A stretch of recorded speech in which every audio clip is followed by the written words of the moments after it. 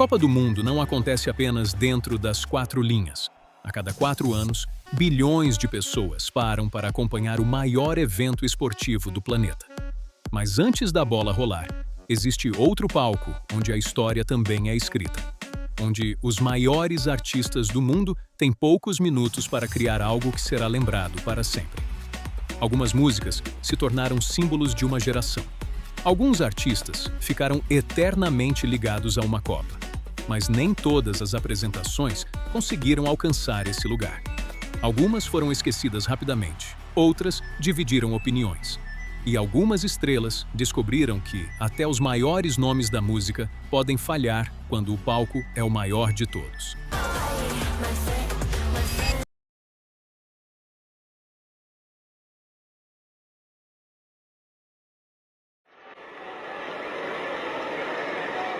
Durante muito tempo, a Copa do Mundo era definida apenas pelo que acontecia dentro do campo. Os gols, os craques, as finais históricas e as grandes seleções eram os responsáveis por criar as memórias que atravessavam gerações. Mas conforme o torneio cresceu, algo começou a mudar. A Copa deixou de ser apenas uma competição esportiva e passou a ser um evento mundial capaz de reunir diferentes culturas, idiomas e milhões de pessoas diante de uma mesma tela. E quando o mundo inteiro começa a assistir ao mesmo momento, surge uma nova disputa. Quem conseguiria transformar aqueles poucos minutos em algo inesquecível? Foi aí que a música começou a ganhar um papel cada vez mais importante. As canções oficiais passaram a representar o espírito de cada mundial. Elas não eram apenas trilhas sonoras, eram uma forma de capturar a energia de uma época. Algumas músicas conseguiram algo raro: sobreviver ao próprio campeonato. E continuaram sendo ouvidas anos depois, mesmo por pessoas que nem acompanharam aquela Copa. No começo, as músicas dos mundiais ainda tinham uma ligação mais tradicional com o evento. Mas com a popularização da televisão, dos videoclipes e da cultura pop, a FIFA percebeu que a Copa também poderia ser um palco para os maiores artistas do planeta. Foi nessa transformação que nasceram alguns dos momentos mais lembrados da história das Copas. Porque, a partir dali, não bastava apenas levantar a taça. Era preciso criar um momento que o mundo nunca esquecesse. E no final dos anos 90, uma apresentação mudaria completamente a forma como enxergamos as músicas de Copa do Mundo. Uma música que faria um torneio inteiro parecer uma festa global. E foi nesse cenário que a Copa do Mundo de 1998 aconteceu na França. Aquele Mundial ficaria marcado não apenas pelos jogos, pelos craques ou pela final histórica. Ele seria lembrado por uma música que conseguiu capturar exatamente o sentimento daquele momento. La Copa de la Vida. Interpretada por Ricky Martin, a canção se tornou muito mais do que uma música oficial. Ela virou praticamente o som daquela Copa.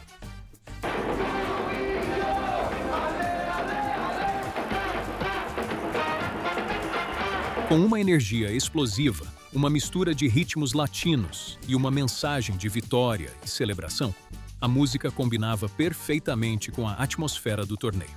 Ricky Martin já era uma estrela internacional naquele período, mas a Copa do Mundo levou sua popularidade para um nível ainda maior.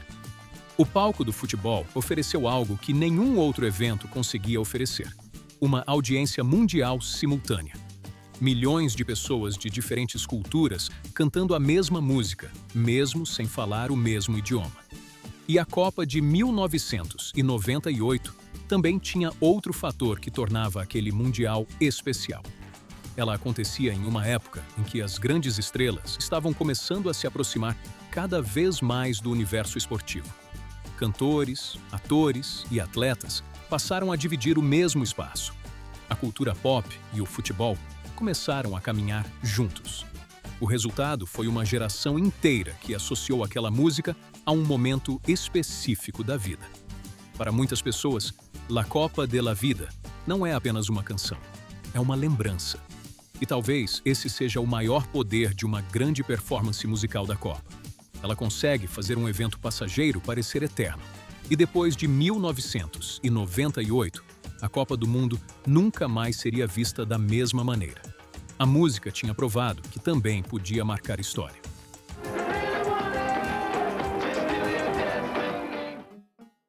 Em 2002, a Copa do Mundo chegava a um lugar onde ela nunca tinha estado antes. Pela primeira vez na história, o torneio seria realizado no continente asiático. A Coreia do Sul e o Japão receberam a missão de apresentar ao planeta uma nova visão de Copa. E o tema daquela época era claro: o futuro. O início dos anos 2000 carregava uma sensação de transformação. A tecnologia avançava rapidamente, a internet começava a mudar a maneira como as pessoas se conectavam e o mundo parecia entrar em uma nova fase. A Copa de 2002 refletiu exatamente esse sentimento. A estética do torneio tinha elementos futuristas, com uma identidade visual diferente de tudo que tinha vindo antes. Era uma Copa que queria mostrar inovação. E a música também acompanhou essa mudança. A trilha oficial do Mundial foi Boom, interpretada por Anastacia.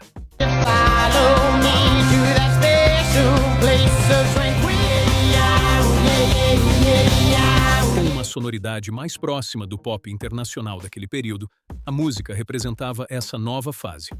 Mais global, mais moderna e pensada para um público conectado.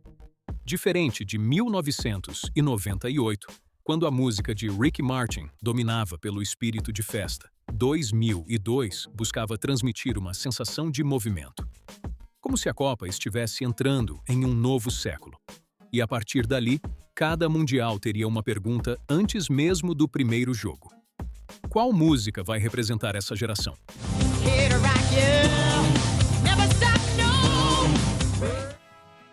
E em 2006, uma das maiores estrelas da música do mundo ajudaria a transformar uma Copa inteira em um espetáculo global. Neste ano, a Alemanha recebeu a competição tentando mostrar uma nova imagem para o mundo. Era uma Copa marcada pela celebração, pela energia e por uma atmosfera de festa que tomou conta das ruas. Mas quando o assunto é música, um nome acabou roubando os holofotes: Shakira. Naquele período, a cantora colombiana já era uma das maiores estrelas internacionais. Sua mistura de pop, ritmos latinos e uma identidade própria fazia dela uma artista reconhecida em diferentes partes do planeta. E durante a Copa de 2006, ela ajudou a criar um dos momentos musicais mais lembrados daquele Mundial. Com Hips Don't Lie, Shakira levou sua energia para o palco do encerramento da competição.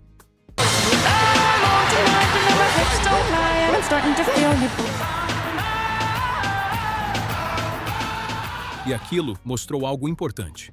Nem sempre o momento musical mais marcante acontece na abertura. Algumas apresentações conseguem capturar tanto a atenção do público que acabam se tornando a verdadeira lembrança daquela Copa. A performance tinha tudo o que combinava com aquele período. Um grande hit mundial, uma estrela no auge e uma plateia que representava o planeta inteiro. A música já era um sucesso antes do torneio, mas a ligação com a Copa fez com que ela ganhasse uma nova camada de significado. Mas 2006 também prepararia o caminho para algo ainda maior. Porque 4 anos depois, a Copa chegaria a um continente pela primeira vez. E dessa vez, a música não seria apenas parte do espetáculo. Ela se tornaria o símbolo de uma era.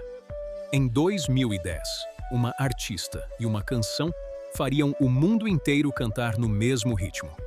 Pela primeira vez na história, o maior torneio esportivo do planeta chegava ao continente africano. A África do Sul não estava apenas organizando uma competição. Ela estava apresentando sua cultura para bilhões de pessoas. E a abertura precisava transmitir exatamente essa sensação: energia, diversidade e celebração.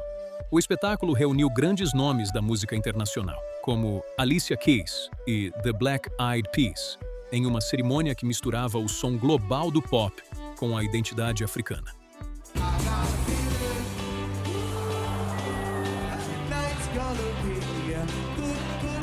Mas foi uma artista que acabou se tornando inseparável daquele Mundial: Shakira. A cantora voltou ao palco da Copa, dessa vez com uma música que entraria para a história: Waka Waka. This is the official FIFA World Cup song. E o que aconteceu depois foi algo raro. A música deixou de pertencer apenas à Copa. Ela passou a pertencer às pessoas. O refrão, a batida e a energia da canção fizeram com que ela fosse ouvida em todos os lugares. E diferente de muitas músicas de eventos esportivos que desaparecem depois que a competição termina, Waka Waka continuou viva. Anos depois, basta a música começar para muitas pessoas imediatamente lembrarem daquele Mundial. Da África do Sul, dos estádios cheios, da atmosfera única daquele torneio. Mas a Copa de 2010 também mostrou uma mudança importante. Os artistas não eram mais apenas convidados para fazer uma apresentação. Eles estavam criando a memória emocional do evento. A música agora fazia parte da história oficial da competição. E depois de uma Copa tão marcante musicalmente, o próximo país sede teria um desafio enorme. Porque em 2014, a Copa chegaria ao país mais associado ao futebol no mundo: o Brasil.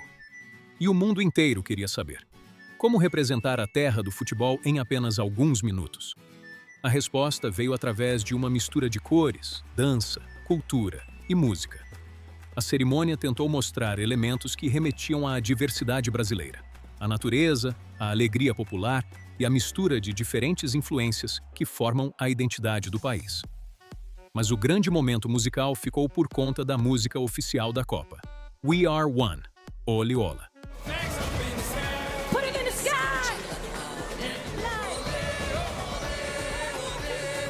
A apresentação reuniu Jennifer Lopez, uma das maiores estrelas do entretenimento mundial, Pitbull, que naquele período dominava as paradas internacionais, e a brasileira Cláudia Leite, representando o país sede.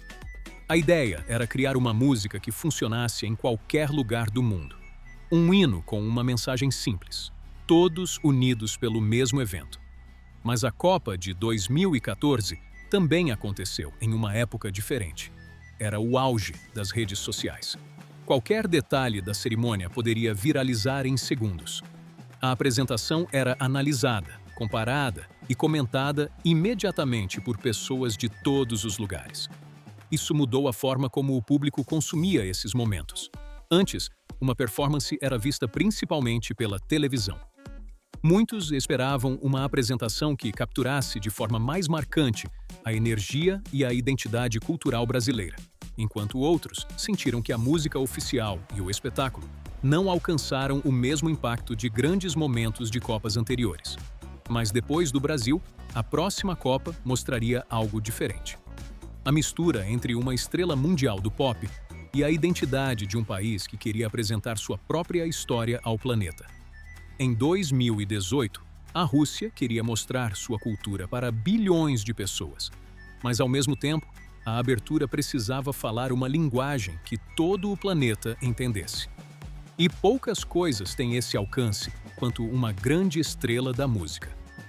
O escolhido para comandar um dos momentos mais importantes da cerimônia foi Robbie Williams, um dos maiores nomes do pop britânico, conhecido por sua presença de palco e por uma carreira marcada por grandes apresentações. A escolha dele não foi por acaso. Robbie representava exatamente essa ideia de Copa moderna. Um artista reconhecido mundialmente, em um evento assistido por pessoas de todos os continentes. Ao lado da soprano russa Aida Garifulina, a apresentação misturou o pop internacional com elementos da cultura local. Era uma tentativa de unir dois mundos, a música global e a identidade do país sede. A apresentação também ficou marcada pela enorme repercussão mundial. Como acontece com grandes eventos desse tamanho, cada detalhe foi comentado.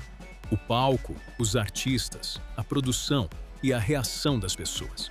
E depois de 2018, o mundo viveria uma Copa completamente diferente. Em 2022, o espetáculo tentaria seguir outro caminho. A Copa do Mundo chegou ao Catar. Menos focado apenas em grandes estrelas do pop e mais interessado em contar uma história. E no palco, apareceria uma das maiores estrelas da nova geração da música mundial. A abertura não queria apenas impressionar pelo tamanho. Ela queria contar uma história. O espetáculo trouxe uma proposta mais ligada à cultura, ao encontro entre povos e à ideia de que a Copa do Mundo era um ponto de união entre diferentes lugares do planeta. E para representar uma nova geração de fãs, o palco recebeu um dos maiores nomes da música atual, Jungkook, integrante do grupo BTS. Ao lado do cantor qatariano Fahad Al-Kubaisi, ele apresentou Dreamers, uma música criada especialmente para aquele momento. Durante muito tempo, as grandes performances de Copa foram dominadas por artistas do pop ocidental e latino. Mas em 2022, a presença de um dos maiores fenômenos da música sul-coreana mostrou como a cultura pop havia mudado. A apresentação não tinha a mesma proposta de 2010, quando uma música se tornou imediatamente o símbolo de uma geração. Também não buscava repetir a fórmula de grandes hits dançantes, como em outros mundiais. Ela representava outro momento, uma época em que as conexões entre culturas eram ainda mais fortes e em que uma estrela de qualquer parte do mundo poderia estar no maior palco esportivo existente. Depois de décadas em que a Copa do Mundo criou alguns dos momentos musicais mais lembrados da história, o Mundial de 2026 mostrou uma mudança importante. Pela primeira vez, a Copa foi organizada por 3 países: México, Canadá e Estados Unidos. E em vez de uma única identidade, o torneio buscou mostrar 3 culturas diferentes através da música. No México, o Estádio Azteca recebeu uma celebração com artistas como Shakira e Burna Boy, além de nomes ligados à cultura mexicana como Maná, J Balvin e Lila Downs. E a presença de Shakira tem um peso especial. Ela se tornou uma das artistas mais associadas à história das Copas, aparecendo em diferentes gerações do torneio, desde 2006 e 2010 até 2026. Nos Estados Unidos, a cerimônia trouxe nomes como Katy Perry, Anitta, Lisa e Future, mostrando uma Copa ainda mais conectada ao pop global atual.